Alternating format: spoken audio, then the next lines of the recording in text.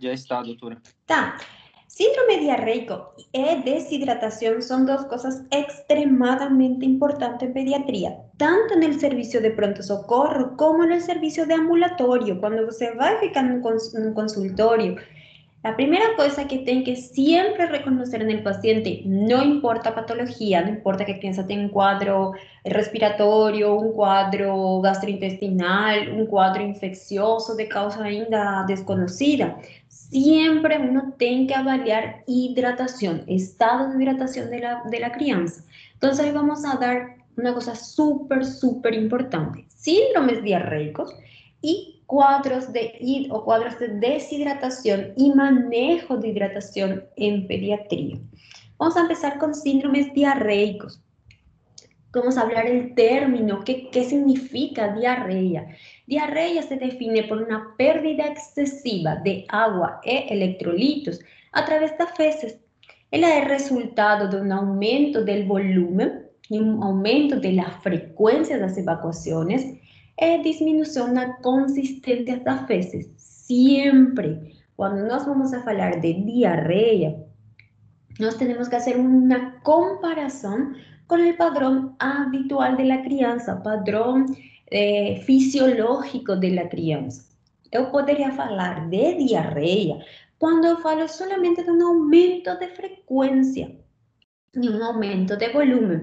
Se eu estou avaliando uma criança que ela tem constipação, ela é uma criança constipada crônica, ela vai tem um hábito fisiológico de fazer cocô cada 3, cada 4 dias. E hoje ela vem na consulta com a mãe porque ela tem 3 deposições. Poderiam ser não líquidas, mas sim tem um aumento da frequência e ela tem um aumento do volume das evacuações. Então, em termo geral, vamos a definir como diarreia.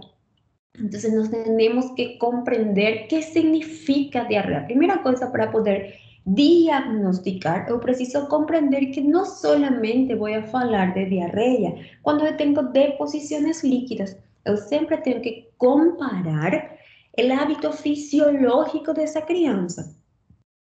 En términos prácticos, voy a definir a diarrea como una ocurrencia de 3 o más evacuaciones amolecidas en un periodo de 24 horas. Cuando la crianza está internada en el hospital, nos utilizamos mucho volumen fecal. Volumen fecal utilizado o se realiza a través del pesaje de fralda o a través de la medida de la cantidad de evacuaciones. Yo voy a considerar una diarrea cuando la tengo 10 ml kilopeso día en referencia a la pérdida fecal de la crianza. Y las definiciones que yo preciso conocer. Nos vamos a dividir en 4 definiciones muy importantes. Primeira é a diarreia aguda. Ela é uma doença que é caracterizada por uma mala absorção de água e electrolitos. Ela tem que ter uma duração igual ou inferior a 14 dias. Para eu falar de diarreia aguda, eu estou falando de um quadro de deposições líquidas ou deposições amolecidas ou deposições que têm características de diarreia por um tempo de 14 ou menos dias de duração. Estoy hablando de diarrea aguda. Ahora, vamos a dividir el término diarrea persistente, que es un término que he utilizado en algunas bibliografías y en otras no. Y vamos a hablar cuando tengo una crianza que la tiene diarrea o deposiciones con característica diarreica por un periodo superior a 14 días, pero inferior a 30 días. Diarrea persistente é como um intermédio, é esse momento onde a criança já não tem um quadro agudo e você ainda não pode definir se essa criança tem um quadro crônico. O que você vai fazer?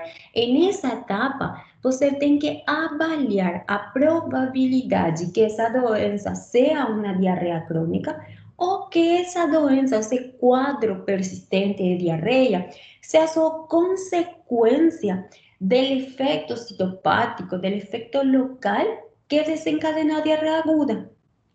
Por ejemplo, la crianza tuvo una gastroenteritis a rotavirus, la estaba con diarrea por rotavirus. La diarrea por rotavirus.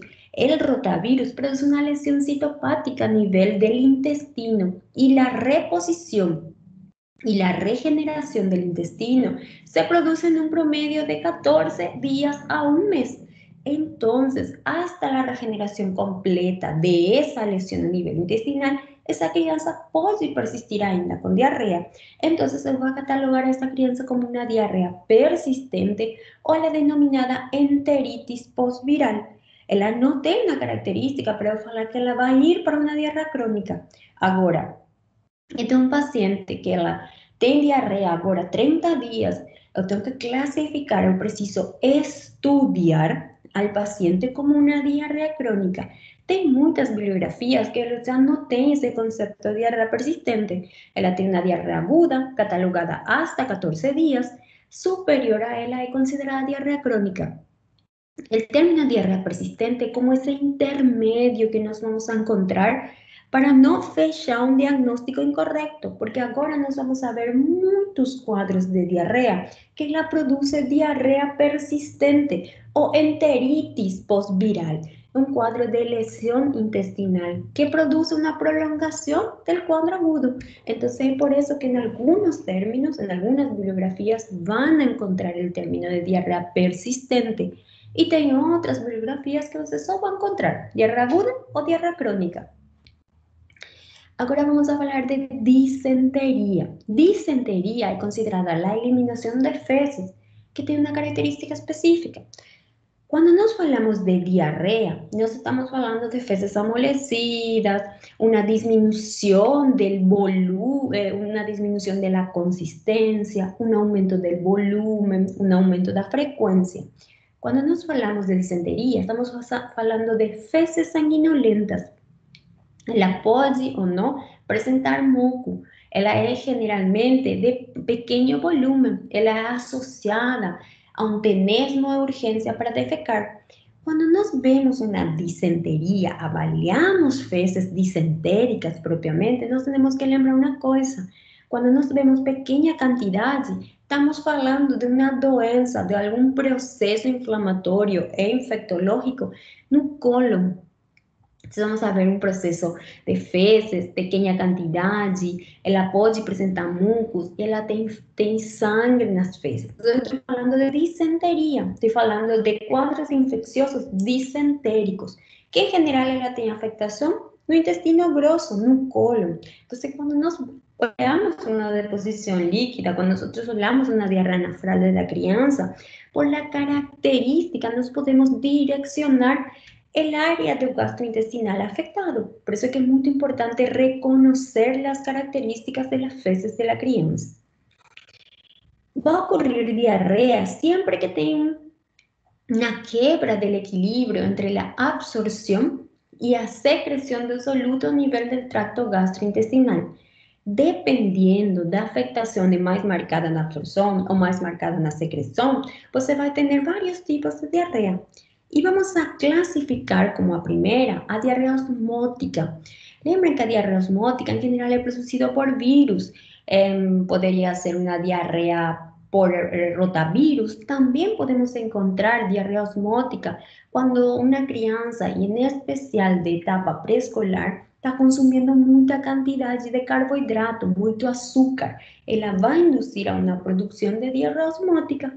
Ela vai ser uma irritação, uma inflamação, uma lesão no epitélio, nas microvellosidades intestinais, que secundariamente vai produzir uma diminuição da disacaridasa, com a diminuição da digestão e absorção de açúcares, que secundariamente vão aumentar a osmolaridade luminal, con aumento del contenido fecal y con una producción de diarrea osmótica.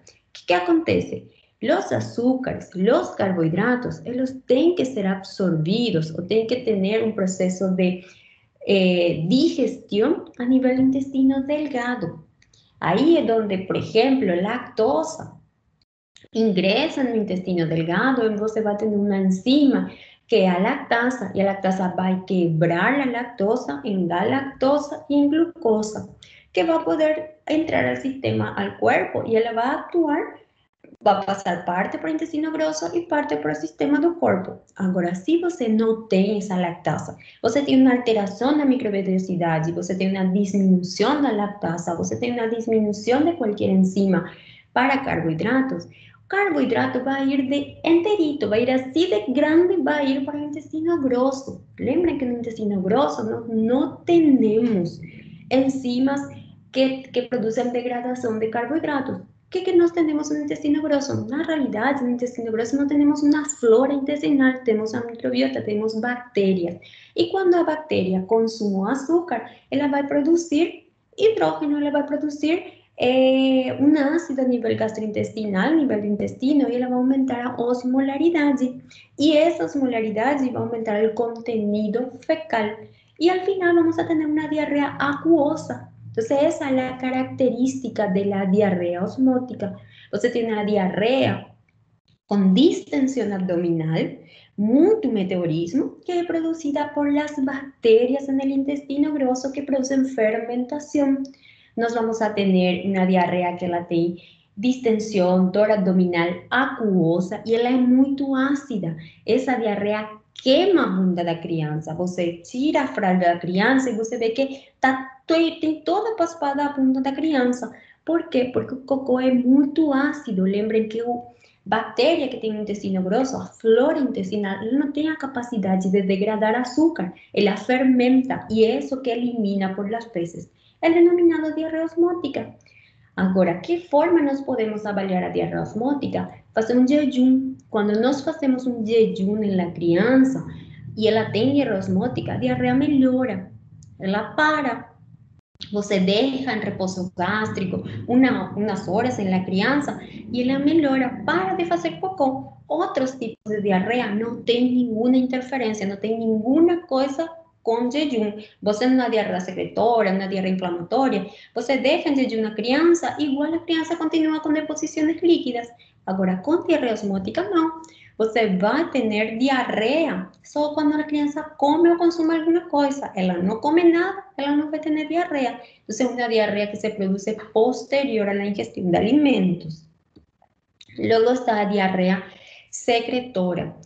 La característica da diarreia secretora são bactérias e enterotoxinas. Que faz essa bactérias e enterotoxinas? Que elas ativam a adenilciclase, que são mediadores de secreção intestinal, activando a proteína quinasa, e essas desestabilizam as proteínas de membrana, disminuyendo a absorção de sódio e aumentando a secreção de cloro. Você vai ter uma alteração a nível hidroelectrolítico. Por isso, a diarreia secretora, você tem muita perda de eletrolitos. A criança se desidrata muito fácil. Você tem uma alteração na membrana. Mas, na realidade, você ainda tem absorção de micronutrientes quando inicia a diarreia secretora. Aqui o problema é que você tem muito líquido perdendo, hidroelectroliticamente falando.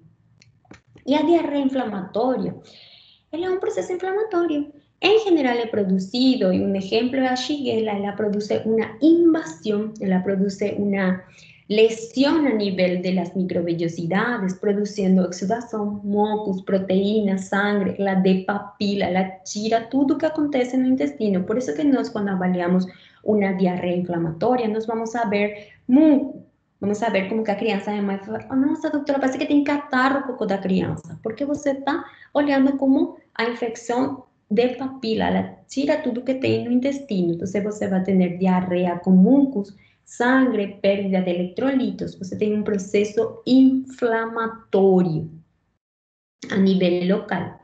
E nós vamos a classificar por etiologia. A etiologia mais frequente vai ser a Escherichia coli, falando de bactérias. Luego está Shigella, Salmonella, Clostridium, Campylobacter, Yersinia. Agora, a causa mais frequente de gastroenteritis em todas as etapas da vida é o vírus. E o vírus mais comum na etapa pediátrica é rotavírus. Então, quando nós olhamos um paciente com um quadro de gastroenteritis, eu tenho uma suspeita que essa gastroenteritis é viral, a probabilidade de qual seja a etiologia é rotavírus. Em um gran porcentagem é rotavírus. É o que nós temos que lembrar. Y protozoarios nos vamos a encontrar especialmente en la etapa preescolar cuadros de gastroenteritis por Giardia lamblia. No se olviden de Giardia lamblia como causante de surtos de diarrea en las colinas. Entonces, lembren de Giardia lamblia también. Una forma más fácil de juntar todos esos datos es dividir a la diarrea en el área donde está afectando, en qué parte del sistema gastrointestinal tiene afectación. Porque cada virus, cada bacteria tiene un área específica y esa área específica tiene una afectación y una clínica característica. Vamos a dividir a diarrea alta o a diarrea baja. Cuando nos falamos de diarrea alta, vamos a hablar de intestino delgado. ¿Cómo es que va a presentarse? Lembren, ¿qué acontece en el intestino delgado? En el intestino delgado, se produce degradación de carbohidratos, absorción de micronutrientes. Si usted tiene una lesión por efecto citopático o una lesión por una enterotoxina, você no va a poder degradar azúcar, você no va a poder absorber lactosa, você no va a poder hacer a degradación de esas cosas, ni va a absorber micronutrientes. Y va a pasar así a un intestino grosso. Y ese intestino grosso va a hacer fermentación. Entonces, você puede tener una diarrea osmótica característica o puede tener también una diarrea secretora. ¿Cómo se manifiesta? ¿Cuáles son los agentes? Característico, cuando você tiene una diarrea que tiene componentes de intestino delgado, distensión abdominal, náuseas, vómitos, dor abdominal y una diarrea acuosa con una pérdida de electrolitos marcado, você tem que lembrar de rotavirus. Rotavirus é mais característico. Agora, na realidade, hoje em dia não é uma suspeita assim. Ah, tem diarreia e você tem Vibrio cholerae. Não, pero Vibrio cholerae produz uma diarreia que ela perde muito electrolitos. E é bem líquida, perde muita água e electrolitos, desidrata muito al paciente. Ela se manifiesta com uma diarreia água de arroz. Por quê? Porque ela é água pura, porque a criança se desidrata. De diarrea alta, lembren, rotavirus, Vibrio cholerae, los cuadros de Norwalk que podemos ver mucho en adolescentes, adenovirus, esas son las causas más comunes. Ahora, diarrea baja es a característica de diarrea invasiva, diarrea inflamatoria. Ela afecta intestino distal y en especial colon. Lembre que cuando nosotros tenemos diarrea de pequeña cantidad, ela é amolecida, ela tem mucus, ela tem sangue, ela tem a característica de ser disentérica. Nós estamos falando de uma afectação invasiva ou citotoxicidade. Qual é o germen característico? Salmonella e Shigella. Ela produz diarrea com característica disentérica. Entonces, cuando nos tenemos diarrea acuosa, nos tenemos que lembrar diarrea alta, intestino delgado, virus, rotavirus, nos tenemos que lembrar de Vibrio cholerae, que es una característica. Cuando nos tenemos una diarrea de menor proporción, de menor cantidad y más amolecida, pero con muito componente sistémico, falando de dor abdominal, febre, e a diarrea ela tem sangue, tem mucus, salmonella e Shigella. ¿Cuáles son los virus que nos vamos a hablar y que tenemos que lembrar? Muy bom. Que es el rotavirus, el primero de todos, es la primera causa o la etiología viral más común. 50% de todas las diarreas que nos vamos a avaliar, elas têm rotavirus. Por eso que a primera causa es rotavirus y ela tiene una predominancia en la faixa etaria de 6 y 24 meses. La clínica en general, ela inicia sintomática. É uma diarrea acuosa que en general es precedida por vómitos. Lembren, tiene una afectación alta, produce dor abdominal, inapetencia y ela comienza con vómitos. Tiene un periodo de incubación de 2 a 4 días. E que tem que tomar cuidado, e especialmente a criança que vai para a escolinha. Essa criança libera o vírus hasta 10 dias. Incluso que ela já não tenha síntomas, ela melhorou, ela vai liberar ainda o vírus através das fezes hasta 10 dias. O diagnóstico, em realidade, o diagnóstico é feito por la clínica. Se você fala assim, como é que vai fazer o diagnóstico de rotavírus? É clínica. Se você poderia pedir um teste de ELISA para rotavírus, você pode fazer uma coleta para ver se é positivo ou não. Em realidade, o diagnóstico de rotavírus é clínico, clínico epidemiológico. Criança, 6, 8, 10 meses de vida, estava com vômitos, agora tem diarreia, que é semiacuosa, que ela se desidrata muito rápido, pode acompanhar de febre ou não, é rotavírus. A não ser que essa criança tenha alguma outra coisa, você não vai precisar fazer nenhum estudo complementar, você não vai precisar fazer nada, porque em realidade o tratamento de rotavírus é sintomático. Em todo quadro de diarreia, o objetivo do tratamento é detectar e tratar desidratação. Então, em rotavírus, nós temos que lembrar, tenho diarreia no lactante, a primeira causa é rotavírus, então não precisamos fazer estudos complementares. Agora, adenovírus é outra causa também bem frequente de gastroenterites, só que quando nós falamos de adenovírus, nós podemos ter uma criança que está cursando com um quadro de conjuntivitis, um quadro respiratório, um quadro gripal. Lembrem, adenovírus tem afetação de vias aéreas superiores. E agora, essa criança vai ter um quadro de deposições líquidas. Quando nós temos essa característica clínica, nós vamos a lembrar de adenovírus. Sintomaticamente, clinicamente é indistinguível. Você não tem diferença entre rotavírus e adenovírus. É impossível com um diagnóstico. Se você tem adenovírus, vai ter um quadro de conjuntivite, um quadro de via aérea? Sim, coisa que não acontece no 100% dos casos. Mas o diagnóstico é clínico. Você tem uma gastroenteritis viral, pode ser rotavírus, pode ser adenovírus. O tratamento vai ser a mesma coisa. Você não vai precisar fazer um cambio de tratamento porque é rotavírus, porque é adenovírus. Não. Na realidade, mesma coisa. Objetivo, detectar e tratar desidratação. Tem outro vírus que é calciviridase e astrovírus. Ela tem uma prevalência em faixa etária de crianças e mais que jovens, escolares e adolescentes. Está dado por alimentos e águas contaminadas. Normalmente é a primeira causa de gastroenteritis hoje viral na etapa adulta. Ela tem uma associação, incluso foi classificada como vírus da hepatite E. É indistinguível com rotavírus. Lembra, os quadros virais são indistinguíveis. Porque, em realidade, não nós vamos a precisar fazer um estudo para eu falar, olha aqui, eu tenho rotavírus, eu tenho adenovírus, não eu tenho norval. O tratamento é a mesma coisa. Em realidade, quando nós falamos de calciviridade, o diagnóstico, a evolução clínica é mais branda, o quadro é mais leve, a criança não fica desidratada, coisas assim. Ela, a vezes, não acompanha de vômitos. O vômito suele ser mais característico de rotavírus. Criança que vomita e logo inicia deposições líquidas. Em geral, é rotavírus. Mas não tem nenhuma diferença. Igual que seja rotavírus, igual que seja adenovírus, o tratamento vai ser a mesma coisa. Então, você tem que reconhecer quais são os vírus de maior frequência e lembrar que o diagnóstico, quando nós falamos de uma gastroenteritis viral, é clínico.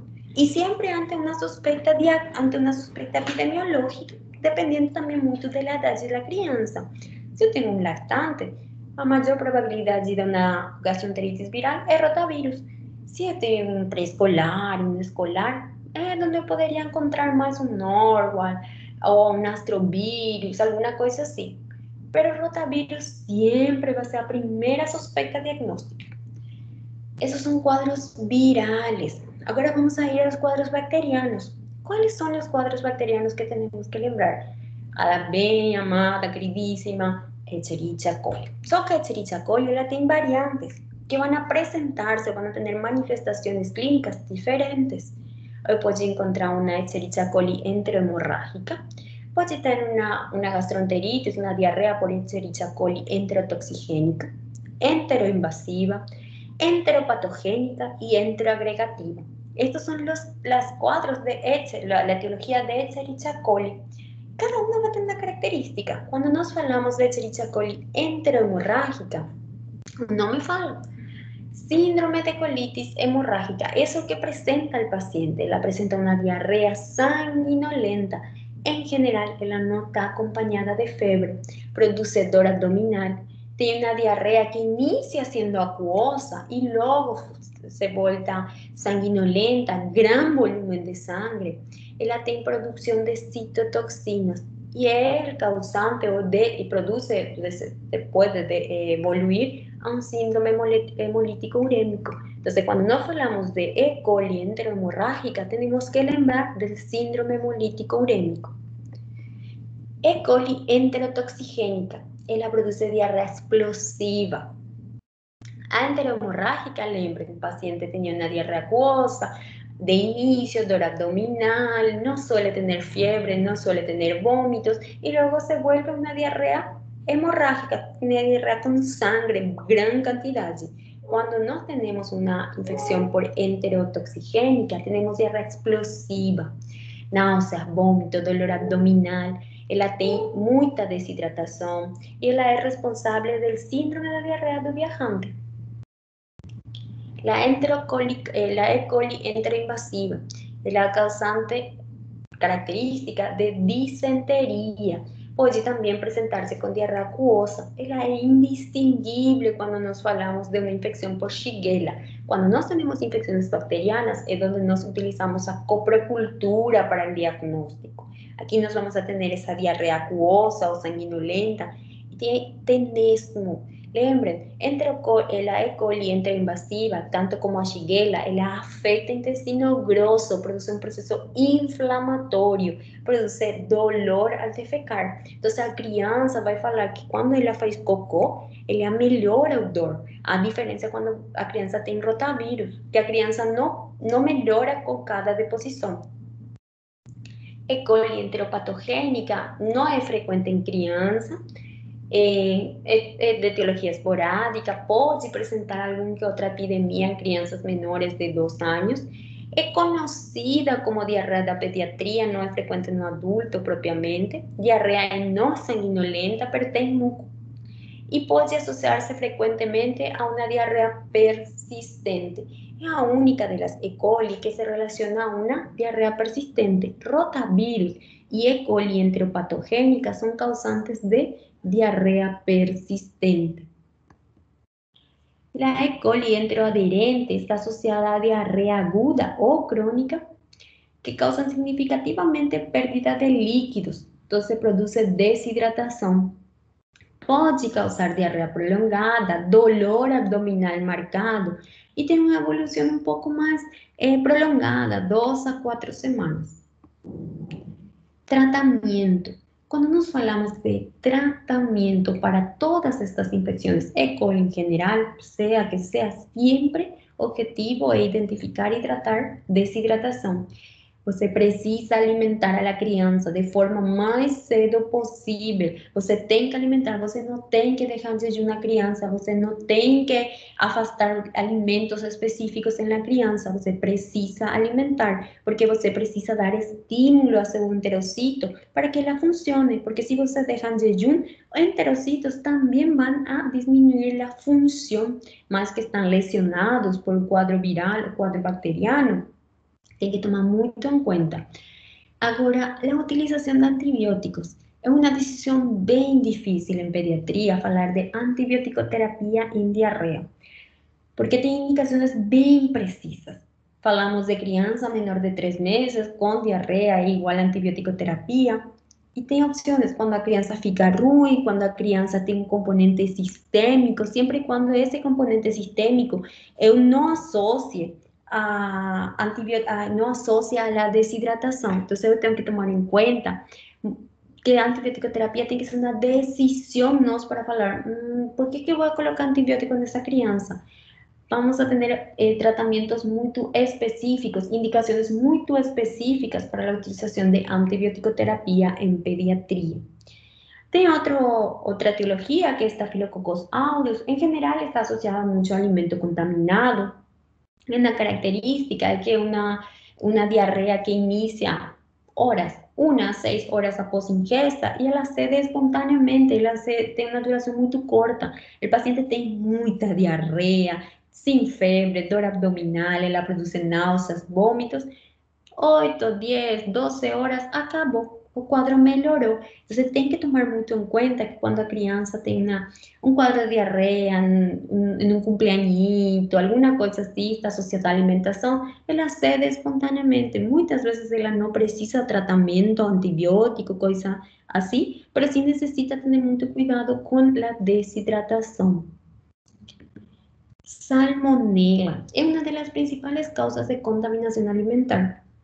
Nós temos que diferenciar os tipos de salmonela que tem. Ela tem muitos quadros em pediatria, que o problema com a salmonela, nós precisamos identificar a manifestação de salmonela. Salmonela, e a forma mais comum de apresentar-se é com a gastroenteritis aguda. Ela tem uma diarreia autolimitada de 3 a 7 dias, ela tem fezes de pouco volume, sanguinolenta, intensa, dor abdominal e febre. Essa é a forma mais comum de manifestar-se salmonela. Agora, tem uma forma que é a forma mais grave, que é a bacteremia, febre entérica. Nós temos que dividir. Eu tenho um paciente com salmonela só cursando com um quadro de gastroenteritis aguda, ou tenho um paciente que está cursando com uma manifestação sistêmica de sepsis, de bacteremia. Tem a gastroenteritis subaguda ou estado portador, que é uma coisa que nós temos que prevenir, evitando a mal utilização de antibiótico-terapia. E os quadros localizados, como abscessos, tomielites ou quadros de disseminação. Como nós fazemos o diagnóstico? Aqui sim, eu preciso uma coprocultura. Quando eu tenho umas deposições com sangue, com mucos, eu vou ter que solicitar coprocultura. Lembra quando eu tenho uma diarreia aquosa? É um quadro viral. Agora eu tenho diarreia com sangue, características de disenteria, eu vou precisar uma coprocultura. E a necessidade de utilização de antibiótico-terapia vai estar em dados sobre o estado clínico de meu paciente. Se meu paciente está ruim, pero eu falo de ruim sempre e quando eu trato a desidratação, não tem que ter relação com desidratação. Ele está com febre, ele tem alteração do sensório, ele está com signos de sepsis, ele tem sepsis de foco gastrointestinal, eu vou precisar fazer tratamento se fosse salmonela. Agora, se meu paciente tá bom, ele tem diarreia com sangue, mas ele está tomando líquidos, ele não tem desidratação, ele está na casa, tá bom, não tem nenhum problema, é autorresolutivo. Lembrem, a forma mais frequente de salmonela é gastroenteritis aguda, autolimitada. O quadro dura de 3 a 7 dias. O manejo vai ser a mesma coisa que rotavírus. Diferença se eu tenho um paciente menor de 3 meses, eu tenho um paciente imunocomprometido, tenho um paciente oncológico, eu tenho um paciente que tem uma suspeita de uma disseminação por salmonela, uma bacteremia, ou tem um abscesso localizado, ou tem uma osteomielitis, a salmonela, é outra coisa. Aí vai precisar fazer antibiótico-terapia. Tratamento de eleição, ampicilina, cloranfenicol, trimetoprim, sulfametoxazol ou ceftriaxona. Esas son las indicaciones de antibiótico-terapia en pacientes con salmonela. Porque si yo utilizo antibiótico en pacientes en que están inmunocompetentes, sin manifestaciones sistémicas, voy a aumentar el riesgo de portador. Entonces, esa debe ser una contraindicación. Lembren, yo no utilizo antibiótico-terapia, excepto menor de 3 meses, paciente inmunocomprometido o paciente con manifestación sistémica de diseminación sepsis. Ahí utilizo antibiótico. Resto, autolimitado, objetivo, reconocer y tratar deshidratación. Acabó. E o tratamento, e o que pode acontecer? Lembrem, bacteremia por salmonela pode acontecer hasta un 6%, el 6% de los casos. Eles podem cursar com osteomielitis, sepsis, meningitis, e essa probabilidade é maior quanto mais pequena é a minha criança. Se ela é menor de 3 meses, a criança tem menor resposta imune, é por isso que nós indicamos antibiótico-terapia em criança menor de 3 meses. Eu tenho uma diarreia com característica disentérica no lactante de 2 meses, eu vou ter que utilizar antibiótico-terapia. Agora, eu tenho um paciente de 5 anos sem nenhum fator de risco, eu não vou utilizar antibiótico-terapia como primeira opção. Igualmente que eu sepa que esse paciente, ou que eu ache que esse paciente tem uma infecção por salmonela, ¿Por qué? Porque la manifestación más frecuente es autolimitada. Y si yo utilizo antibiótico-terapia en ese paciente, voy a aumentar el riesgo de formar un portador crónico, un portador asintomático en mi paciente. Luego viene Shigella. Shigella es una cosa más frecuente en crianzas de 6 a 10 años. 6 meses, 10 años. No una cosa bien frecuente en menores de esa edad. Tiene varios serogrupos, transmisiones de pessoa, contaminación alimentar o agua. Ella tiene un periodo de incubación de 12 horas, incluso varios días. Ella produce una lesión a nivel del epitelio del colon, produce una colitis. Ella puede tener expresión asintomática también. Ella tiene un cuadro similar enterotoxinal-like. Ella tiene una disentería basilar. Ella puede producir una artritis y ella produce también síndrome hemolítico urémico. Entonces, todas son esas formas de presentarse la manifestación por Shigella. ¿Cómo son las manifestaciones clínicas? Recuerden, acá en Shigella, al inicio del cuadro, en general la diarrea acuosa de gran volumen, que evoluye para pequeños volúmenes acompañado de muco y sangre. Ella tiene dolor abdominal severo, tiene fiebre alta y defecación dolorosa, porque Shigella produce colitis, produce inflamación del colon. Puede estar acompañado de síntomas neurológicos. Ela pode presentar convulsão, cefaleia, confusão mental, letargia, rigidez de nuca. Y en lactantes y desnutridos tiene un riesgo altísimo de sepsis. Entonces, Shigella, lembren, ella no va a iniciar con una característica de feces disentéricas, no, ella inicia acuosa con un marcado dolor abdominal y uno de los pocos cuadros infecciosos que produce fiebre alta con la gastroenteritis. El diagnóstico es padrón oro de coprocultura. Él va a tener un diagnóstico probable con un frotis de materia fecal, con leucocitos, sangre en las feces, leucocitosis con neutrofilia. Yo voy a tener eso en los laboratorios. Tratamiento, hidratación y corrección hídrica. Y antibiótico-terapia, siempre que sea posible, aguardar coprocultura. Siempre. A no ser que tenga una crianza inmunocomprometida y tenga una crianza menor de 3 meses. Vibrio cholerae. Ela tem adherência e multiplicação em intestino delgado. Lembrem, quando tenho intestino delgado, diarreia é acuosa, denominada água de arroz.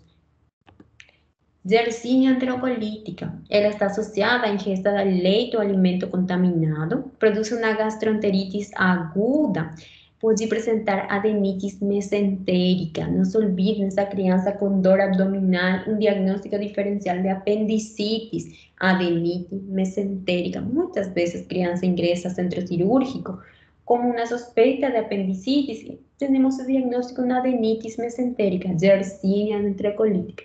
El examen para realizar el diagnóstico, você precisaria isolar nas fezes.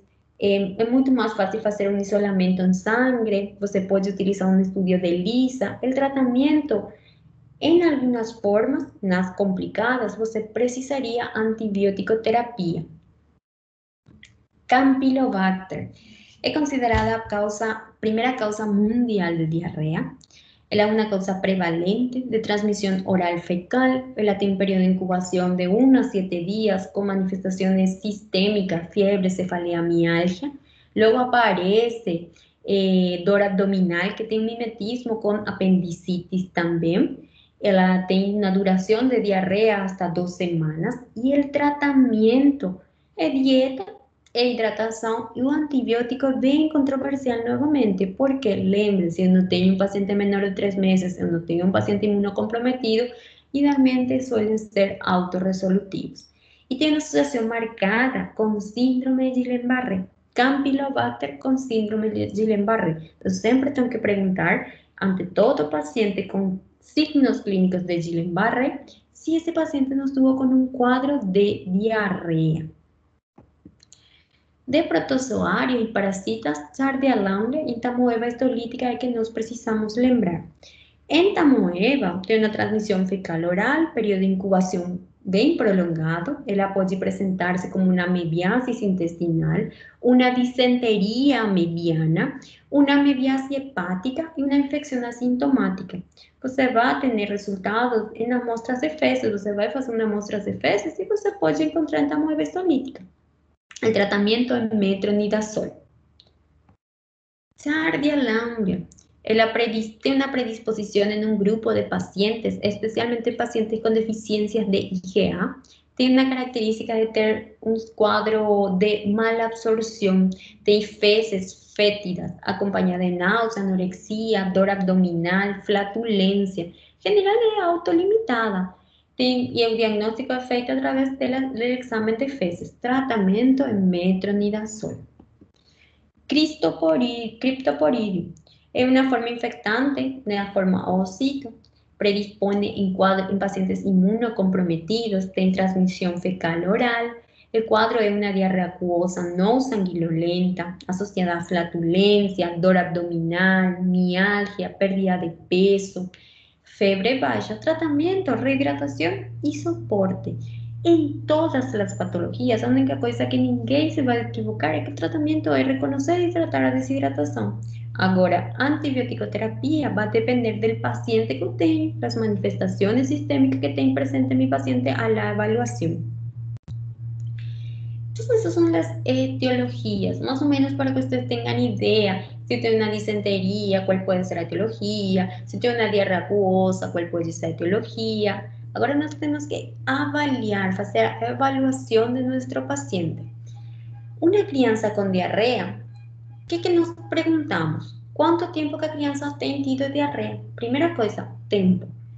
Ela apresenta ou não sinais de desidratação? E a terceira pergunta é que se nas fezes ela tem ou não tem características disentéricas. Então, essas são as 3 perguntas mandatórias em toda consulta de paciente com diarreia. E é preciso classificar em diarreia. Primeira coisa, eu classifico se a diarreia tem ou não tem desidratação. Segunda coisa, eu classifico é uma diarreia aguda, uma diarreia persistente, uma diarreia crônica.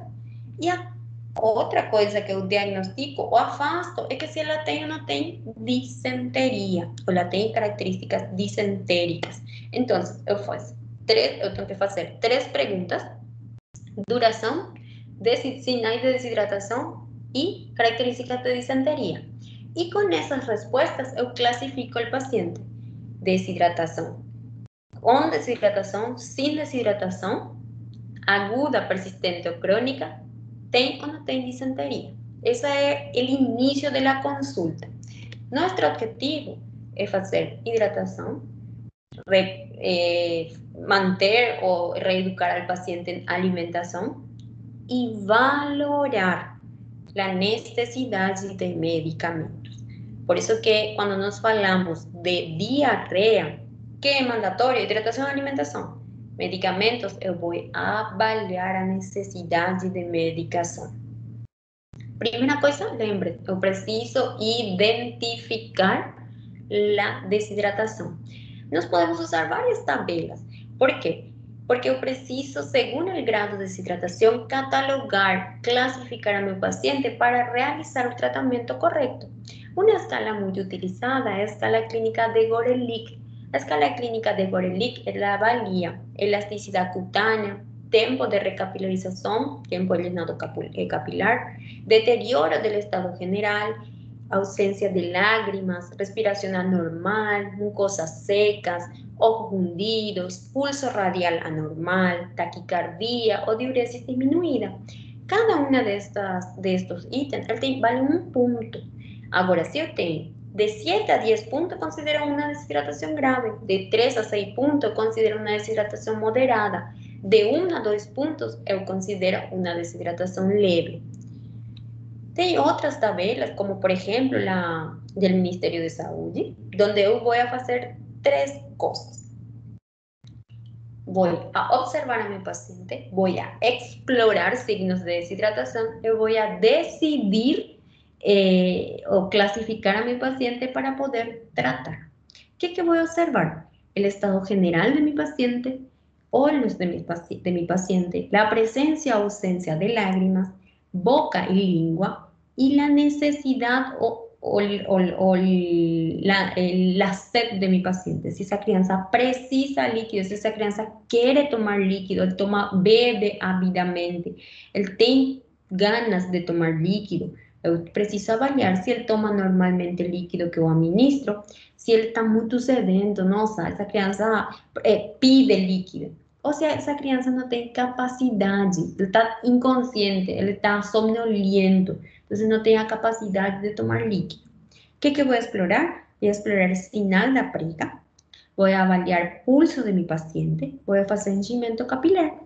Estos 3 critérios eu vou avaliar em meu paciente para considerar se essa criança tem sinais de desidratação. E segundo todo isso que eu avaliei, vou classificar. Eu tenho uma criança que não tem sinais de desidratação. Então, se essa criança não tem sinais de desidratação, essa criança pode ir para sua casa. Plano A casa. Isso tem que ser uma coisa aqui na cabeça. Não tem desidratação, é igual a tratamento ambulatório. Agora, eu tenho uma criança que ela tem 2 ou mais sinais. Ela está com mucosas secas, ela tem muita ânsia de líquidos, ela tem um pulso, um sinal da prega que desaparece lentamente, tem pulsos débiles e rápidos, ou alguma coisa assim, 2 ou mais, eu vou considerar desidratação. Eu vou ter que fazer um tratamento no posto de saúde, no hospital, no consultório. Criança com sinais de desidratação não pode ir para sua casa. Tem que beber líquido frente a você. Então, quando não tem desidratação, é igual a casa. Quando tem sinais de desidratação, você bebe a criança líquido agora. Agora, se a criança tem 2 ou mais sinais de desidratação, você vai considerar uma desidratação grave. Se essa criança bebe muito mal, se essa criança não tem capacidade de beber, está comatoso, alteração da consciência, ele tem um relleno capilar, um enchimento capilar maior a 5 segundos, você vai considerar essa criança grave, desidratação grave, e você vai ter que fazer hidratação endovenosa, reanimação hídrica nesse paciente. Então, o objetivo da classificação tanto clínica do paciente é obter desidratação ou não. E se tenho desidratação, não classificar o paciente com desidratação grave.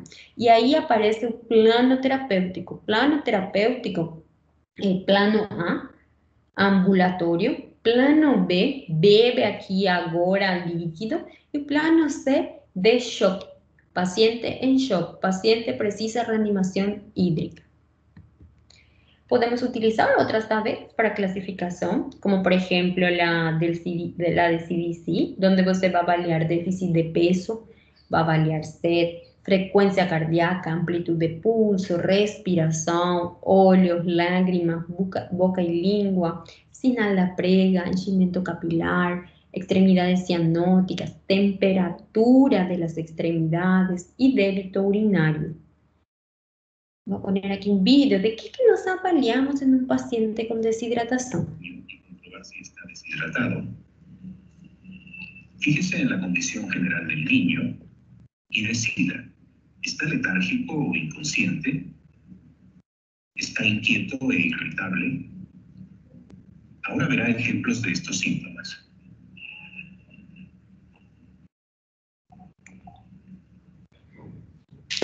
Este niño está muy enfermo. Su condición general puede describirse como inconsciente.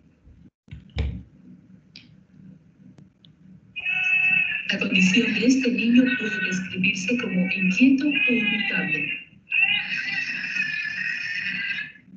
Pareciera que este niño está bien y vivaz. Se muestra interesado en lo que pasa a su alrededor. No está letárgico ni inquieto o irritable.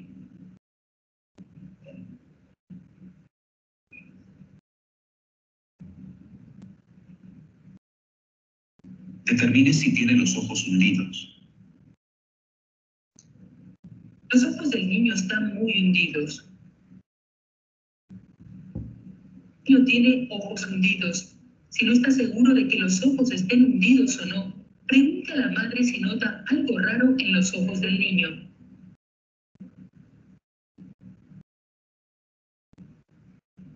Los ojos de este niño están normales, no están hundidos.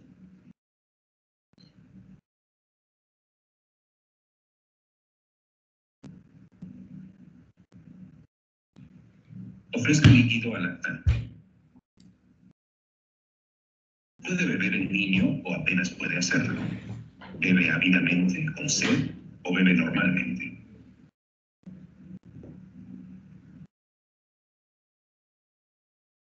Este niño no puede beber o bebe muy mal. Es obvio que este niño tiene sed y bebe ávidamente. A veces el niño con sed trata de agarrar la cuchara o el vaso.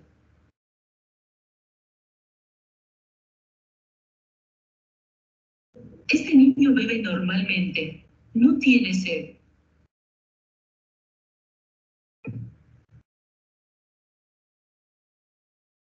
Pliegue la piel del abdomen. Vuelve muy lentamente a su estado anterior. Le toma más de 2 segundos. Vuelve lentamente o bien vuelve de inmediato.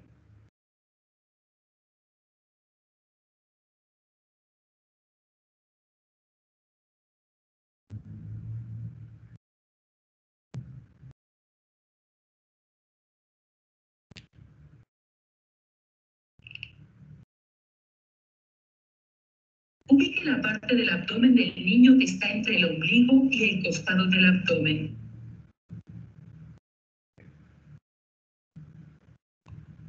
Coloque el pulgar y el dedo índice en la piel del abdomen de manera que, al plegar la piel, el pliegue quede en sentido vertical al cuerpo del niño y no transversal al mismo. Levante la piel y un poco de la grasa que está debajo de ella.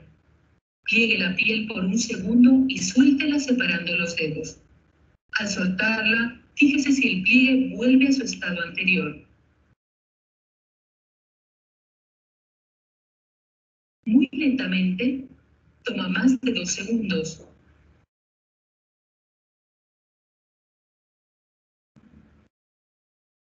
Lentamente o de inmediato.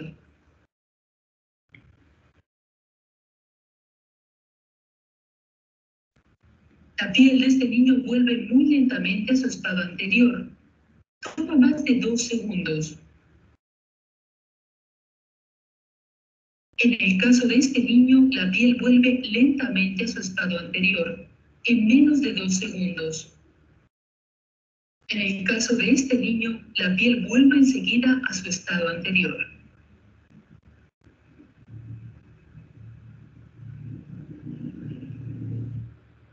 Estas son las señales que nos precisamos identificar, avaliar en un paciente con deshidratación para poder clasificar estado de conciencia, avidez para tomar líquidos, ojos hundidos, henchimiento capilar, final de la prega, palpar miembros, evaluar temperatura, cosas de la crianza, todo eso nos precisamos avaliar en el examen físico del paciente y buscar señales de deshidratación. Dependiendo de lo que nosotros encontramos y clasificamos al paciente, vamos a hacer un plano terapéutico. Cuando no tenemos deshidratación, el paciente no tiene señales de deshidratación, lo puede mandar para su casa. Paciente va para su casa. Plano A. Plano ambulatorio. Tratar la diarrea en un régimen extrahospitalar. Você vai ter que enseñar a sua mãe regras de tratamento. Primeira coisa, dar fluidos extras, tanto quanto a criança deseja. Você não vai dar uma quantidade de líquido a horário. Quando você não tem sinais de desidratação, você vai falar para a mãe que ele precisa aumentar quantidade de líquidos, ou que você não vai falar, nossa, ele tem que tomar tantos ml cada tantas horas. Ele precisa, não. Você vai falar para a mãe que insista e aumenta a quantidade de líquidos, segundo criança deseja. Você não vai insistir, porque se você insiste em líquidos nessa criança, você vai induzir a vômitos e vai terminar desidratando uma criança. Tem que insistir na amamentação. Ela pode fazer aleitamento materno e um suero reidratante oral, ou aumentar a quantidade de líquido que a criança goste. Poderia ser água, poderia ser suco, coisa que não tenha muito açúcar, porque se você dá um suco muito açucarado na criança com gastroenterite, você vai terminar fazendo uma diarreia osmótica. Então, você tem que falar para a mãe que se a criança gosta de tomar água, se ela gosta de tomar sopa, se ela gosta de alguma coisa, ela tem que tomar, porque a ideia é que aumente a quantidade de líquido em geral. Você pode indicar à mãe um plano, ou pode dar para ela um suero reidratante oral, ou pode a mãe fazer suero reidratante oral na casa. Única indicação para utilizar um suero reidratante oral caseiro é quando a criança não tem desidratação, porque você vai prevenir, você vai evitar que a criança tenha desidratação. Agora, a criança tem desidratação, ela tem que utilizar um suero reidratante oral específico por la concentração de sódio. O suero reidratante oral, o líquido que nós administramos quando a criança não tem desidratação, é diferente. Então, nós vamos a precisar ensinar a mãe a fazer uma solução reidratante oral ou dar para ela um pacote de solução para usar na casa. Você vai ministrar, se a criança tem 2 anos, você vai ministrar 50 a 100 ml logo de cada deposição. Se ela tem 2 anos ou mais, ela pode tomar de 100 a 200 ml logo de cada deposição. Você pode indicar a mãe como fazer um solo reidratante oral na casa. Que nós temos que tomar em conta que a concentração de sódio, quando a criança não tem desidratação, é de 40 a 50 miliequivalentes. Por isso que o soro que nós compramos na drogaria, na farmácia, ela tem um sabor um pouquinho mais tolerável que o soro que nós utilizamos no hospital, por la concentração de sódio. E o mesmo acontece quando nós fazemos um suero reidratante oral na casa. O suero reidratante oral para uma criança que não tem desidratação, mas ela tem pérdidas, ela está com diarreia, é um soro que tenha uma concentração de 40 a 50 miliequivalentes litro. Quando nós compramos um soro comercial, um soro gostoso, nós vamos a ter uma concentração de sódio de 45 miliequivalentes. Este soro eu não pode utilizar em um paciente que tem desidratação. Eu não vou poder utilizar em um paciente que eu avalio e tem desidratação leve. Não, porque ele vai precisar uma concentração de sódio maior. Você tem que falar mais como administrar suero reidratante oral. Você tem que falar mais que se a criança vomita, você vai aguardar um tempo de 10 minutos aproximadamente e você tem que administrar soro novamente. E continuar dando líquidos extra hasta que a diarreia pare. Não é que hoje que tem muita diarreia, vou dar líquido, amanhã não. Não, você vai ter que dar esse líquido extra durante toda a duração da diarreia. Vai ter que suplementar com 5, um tempo promédio de 10 a 14 dias. Você tem que administrar 5 para melhorar a revitalização intestinal e para evitar diarreia persistente. Continuar com a alimentação da criança e falar para a mãe quando é que ela tem que voltar, quando é que tem que trazer essa criança novamente. Se a criança tolerar bem, se a criança é maior de 6 meses, se a mãe compreendeu o tratamento, se não tem signo de alarma, você vai precisar avaliar essa criança em 5 dias.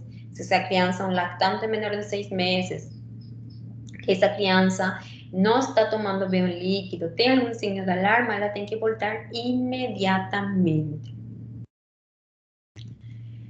E o plano B? Plano B é criança com desidratação. Desidratação leve, desidratação moderada. É criança com desidratação. Ela não pode ir para sua casa. Ela tem que beber líquido agora. Ela vai ter que iniciar solução reidratante oral em um tempo de 4 a 6 horas em ambiente hospitalar. E essa criança tem que ser monitorizada. Quanta quantidade de líquido que eu preciso administrar? Você vai administrar uma quantidade de 50, 100 ml quilo-peso. Você pode administrar hasta 4 meses, entre 200 e 400, hasta año de vida, hasta 700. a 5 años, una crianza va a consumir entre 900 a 1400 ml de soro dentro del hospital en ese tiempo de 4 a 6 horas o hasta que desaparezcan los signos de deshidratación. Entonces, você vai ter que fazer suero reidratante oral, só que é o suero indicado por Unicef, por Organização Mundial da Saúde. Não tem que ser um soro caseiro e não tem que ser um soro comprado da farmácia. Lembrem, concentração de sódio é a diferença. A concentração de sódio que eu preciso em um paciente com sinais de desidratação é uma concentração de 75 miliequivalentes. Quando eu faço um soro na casa, tenho uma concentração de 40 miliequivalentes. Se eu vou comprar um soro reidratante oral, eu tenho uma concentração de 45 miliequivalentes. Concentração de sódio para a criança com desidratação, 75 miliequivalentes. E os sinais de clínicas de desidratação? Ela pode desaparecer paulatinamente durante o período de reidratação. O paciente tem que ser reavaliado com frequência. Você vai ter que pesar a essa criança iniciando a reidratação oral no posto de saúde e você vai ter que pesar a essa criança cada 2 horas. Você cada 2 horas tem que ir avaliar, pesar, perguntar mais se ela fez xixi, pesar fralda, se é que ela tem fralda, ou quantificar a quantidade da diuresis e você vai ter que avaliar todos os sinais de desidratação. Mucosa, olho, consciência, sinais da prega, enchimento capilar, temperatura de membros, todas essas coisas você vai ter que fazer cada 2 horas, hasta que desapareçam os sinais de desidratação. Ela tem que permanecer na unidade de saúde hasta reidratação completa. Criança não pode ir para sua casa com sinais de desidratação. Você tem que manter essa criança hasta que desapareçam sinais de desidratação. Acabou, ela não tem mais sinais de desidratação, você vai poder mandar para sua casa. O que pode acontecer nesse tempo? Ela pode perder mais peso. Após primeiras 2 horas de tratamento adequado com soro reidratante oral, ela pode continuar perdendo peso, porque a perda fecal é maior. Você vai ter que cambiar a técnica, você pode aumentar a quantidade de líquido, ou você vai ter que colocar uma sonda para passar líquido nessa criança. Essa criança pode vomitar.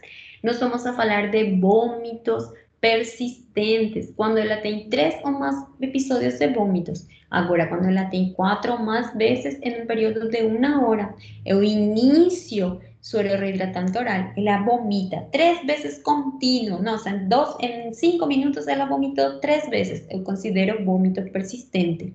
Agora, eu iniciei soro reidratante oral e ela vomitou 4 vezes em 1 hora, eu vou considerar vômito persistente. Eu pode utilizar ondansetrona no protocolo atual.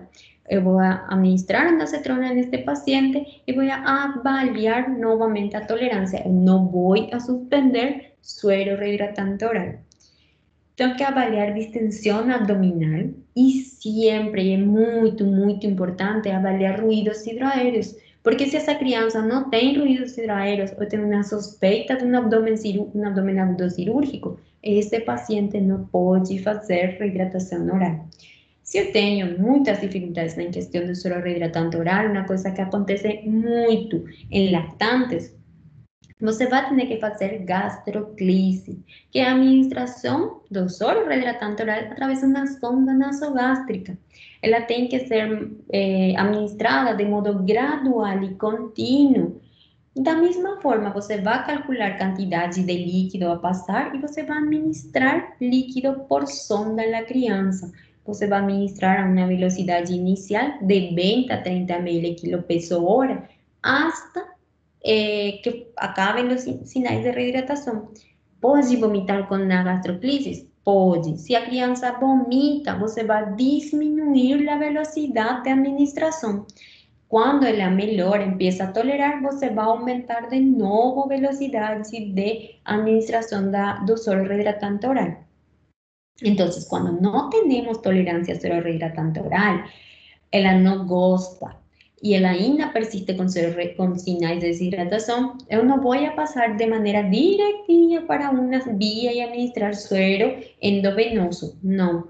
A seguinte opção tem que ser a maneira mais fisiológica possível. Quando nós falamos de desidratação, estamos falando de que nós precisamos fazer da maneira mais fisiológica possível. E a maneira mais fisiológica possível vai ser na administração de suero por sonda nasogástrica.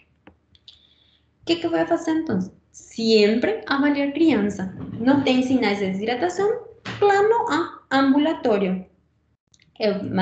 Tem sinais de desidratação? Plano B.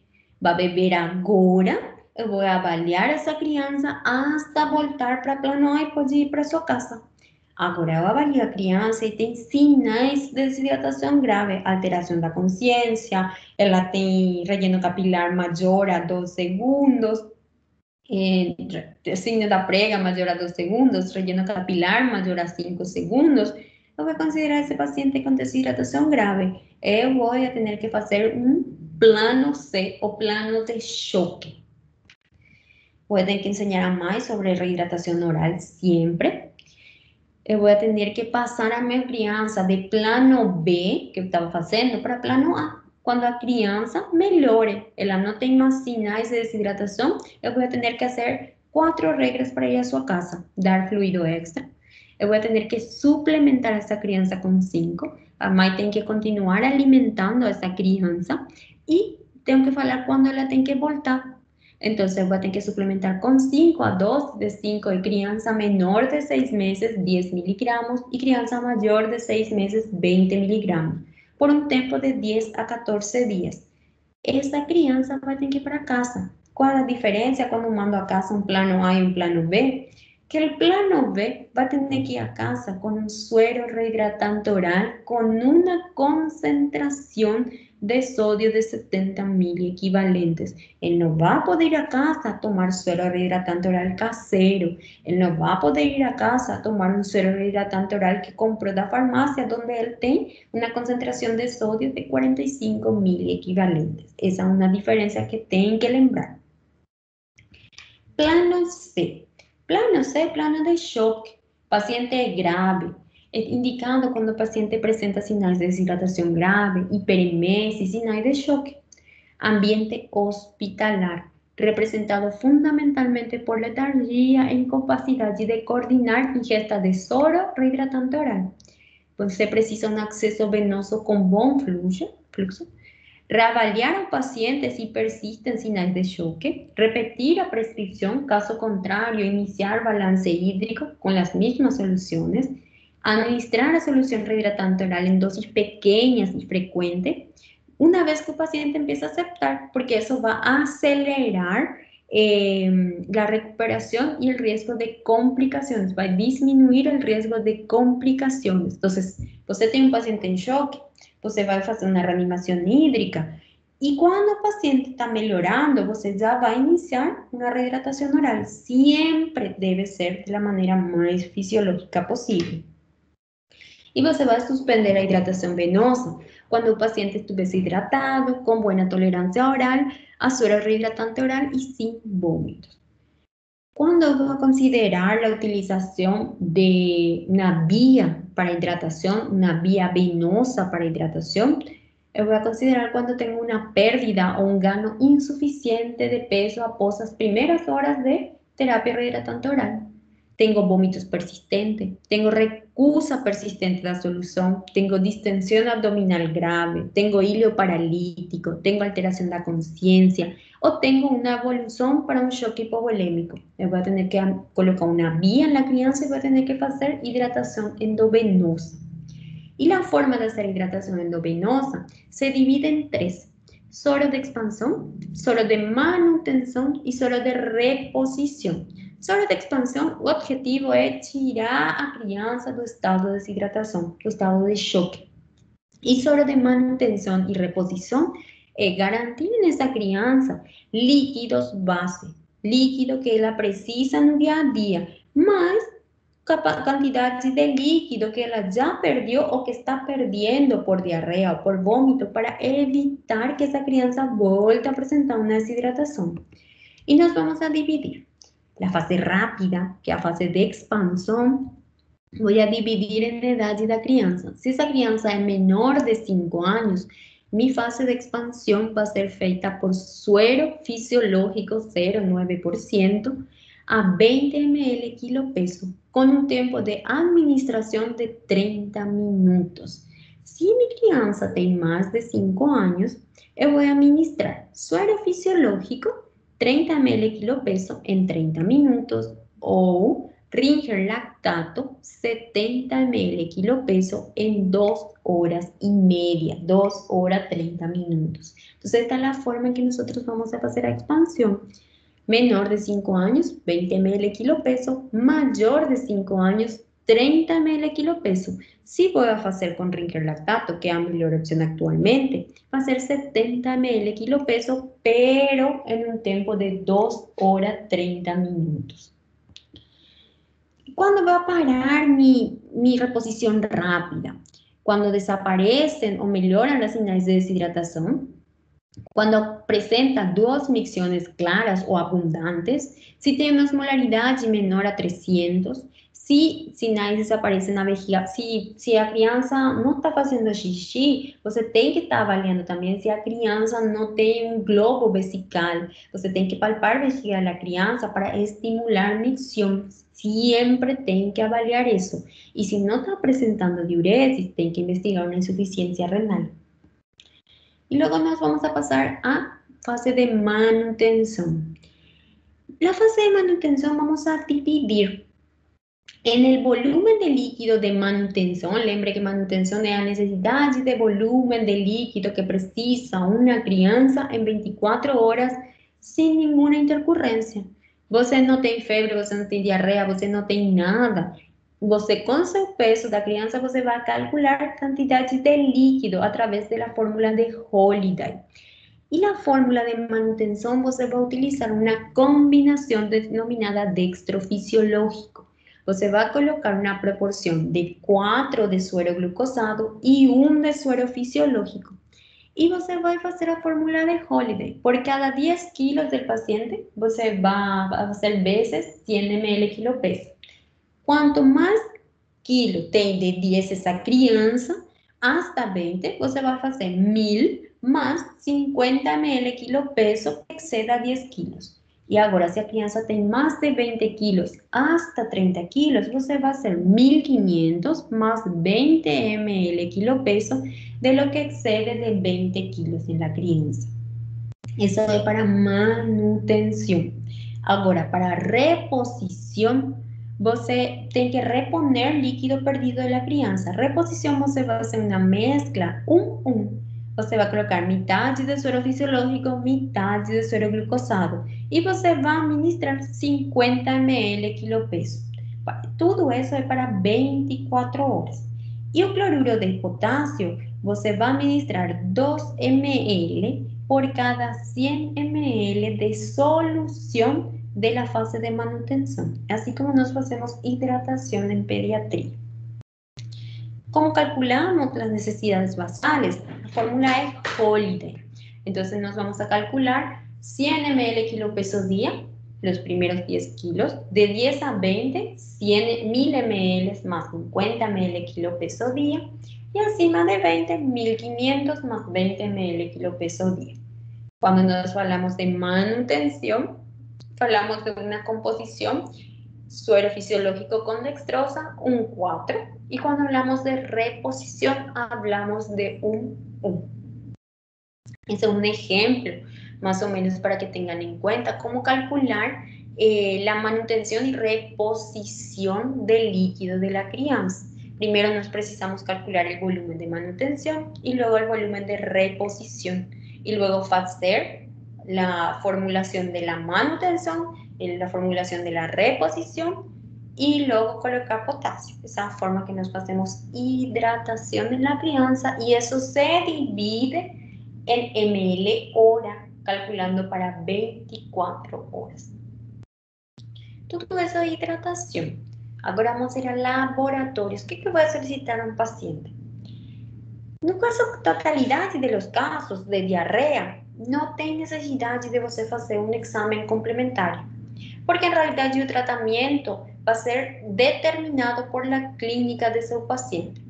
Los datos obtenidos en la anamnesis van a constituir el elemento más importante en la orientación diagnóstica, no tanto. En algunos pocos casos seleccionados, você tem una criança con una evolución grave, você tem uma criança imunossuprimida, você tem um surto na creche, você vai precisar um exame complementar. O que é que você vai solicitar? Um hemograma. Sua indicação é restrita, sendo reservada quando você tem um quadro de disseminação ou um processo que você considere uma sepsis. De bioquímica, em crianças com desidratação grave, que necessitam de terapia de reposição endovenosa, aí você vai ter que solicitar dosagem sérica de potássio, sódio e cloro. Você vai precisar fazer dosagem de creatinina, ureia e glicose. Não olvidem que uma das maiores complicações da gastroenteritis, logo da desidratação, é a hipoglicemia. Então, você tem que ter um valor de glicemia. Gasometria arterial, ela tem que ser solicitada na suspeita de uma acidosis metabólica, você tem um paciente muito ruim, você tem uma perda de bicarbonato pelas fezes, uma mala perfusão tecidual, você tem uma alteração renal, você vai ter que solicitar uma gasometria. Você pode pedir um parasitológico das fezes, especialmente quando você tem surtos na escolinha, tem que tomar esse cuidado e, em geral, você poderia identificar jar de alambre. Pesquisa de rotavírus nas fezes. Você tem um paciente grave? Pode pedir uma pesquisa de rotavírus. Cultura nas fezes. Lembrem que para o diagnóstico de gastroenterites bacterianas, você precisa cultura de fezes. Não quer dizer que você vai indicar tratamento antibiótico, você só vai ter o aislamento. Agora, segundo o critério que você tenha clinicamente, você vai iniciar um antibiótico. pH das fezes, ele vai dar uma relação com a diarreia osmótica. Você tem um valor inferior a 5,6, você considera que poderia ser uma diarreia osmótica. Tem que tomar um só cuidado quando nós falamos de pH das fezes, idade do seu paciente. Se eu tenho um lactante que tem alimentação com leite materno exclusiva, pH das fezes, por general, é muito baixa.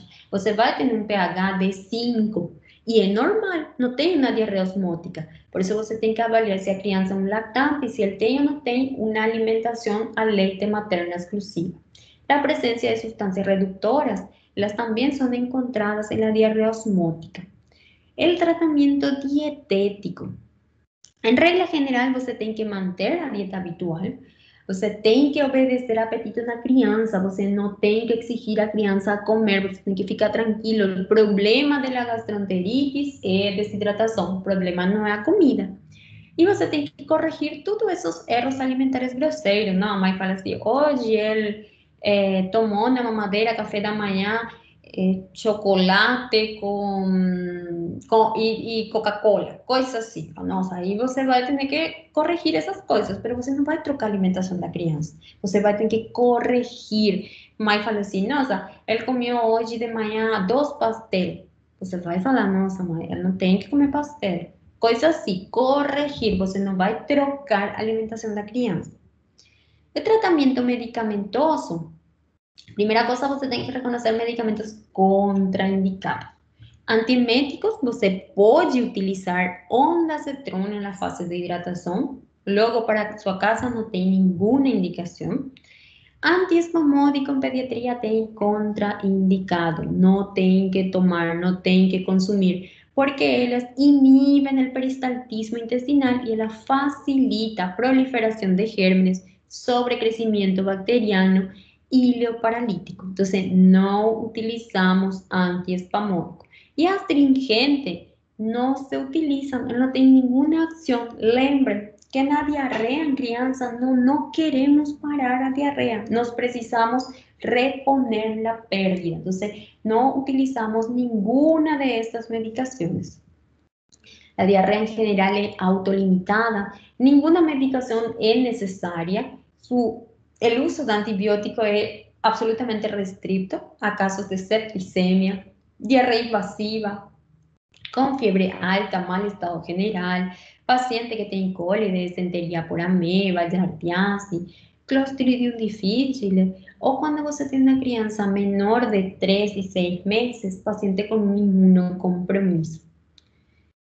E o antibiótico que poderia usar, dependendo da etiologia, você tem que lembrar shigelose e ciprofloxacina, e a alternativa poderia ser ceftriaxona, namibiase, metronidazol, campylobacter, acitromicina. Probióticos na diarreia aguda, já tem indicações agora um pouco controversiais, podem utilizar, lembrando uma coisa, quando nós utilizamos probióticos sem antibiótico, nós utilizamos multicepas. Quando essa criança está com antibioticoterapia, ela tem que consumir monocepa. E o único probiótico atualmente indicado quando você está consumindo antibiótico é Saccharomyces boulardii. Você não pode consumir outro probiótico. Não tem nenhuma evidência atualmente sobre lactobacillus lactis, ramoso. Não tem nenhuma evidência de combinação com antibiótico-terapia. O que sim hoje está descrito é a utilização de Saccharomyces, que em realidade é um fungo, que ela é uma levadura, para antibiótico-terapia. Ela vai diminuir resistência antibiótica e aumenta a resposta imunitária do corpo da criança. A única que você pode indicar quando tem antibiótico-terapia. Medidas preventivas generais, aleitamento materno, você tem que falar com a mãe sobre manuseio dos alimentos, vacinação, saneamento básico, higienização das mãos, acondicionamento e higienização dos alimentos e controle das epidemias em caso que a criança vá a uma escolinha, uma coisa assim. E não podemos esquecer das complicações extra-abdominal, extra-gastrointestinal, artritis reativa por salmonella, shigella, campylobacter, síndrome de Guillain-Barré, campylobacter, nefropatia por IgA, campylobacter, glomerulonefritis, shigella, yersinia, campylobacter, síndrome hemolítico urémico, E. coli e shigella, anemia hemolítica, campylobacter novamente, e eritema nodoso. Tá, tem alguma dúvida, pergunta?